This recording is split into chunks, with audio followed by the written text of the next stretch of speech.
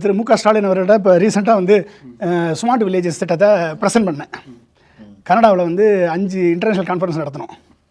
Smart villages Abdul Kalam புறா திட்டம், அந்த திட்டத்தை ஸ்மார்ட் வில்லேஜ் திட்டம்னு சொல்லி நாங்கள் கன்வெர்ட் பண்ணி அதை 5 இன்டர்நேஷ்னல் கான்ஃபரன்ஸ் நடத்தினோம்.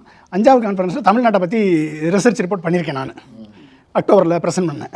அந்த ரிப்போர்ட்டை திரு முதல்வர் மு க ஸ்டாலினை ப்ரெசென்ட் பண்ணேன்.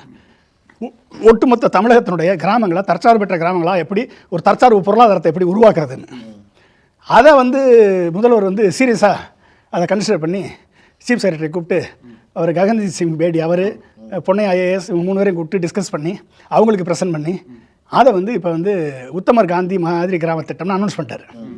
அப்போ இது பண்ணும்போதும் ஒட்டுமொத்த தமிழகத்தினுடைய பொருளாதாரம் கிட்டத்தட்ட 3 லட்சம் கோடி வந்து 12,500 வில்லேஜ் கிராமத்தை தற்சார்பற்ற கிராமமாக மாற்றும் பொழுது அப்துல் கலாம் கண்ட கனவை நனவாக்குவேன் என்று சொல்லி முதல்வர் அனௌன்ஸ் பண்ணியிருக்காரு.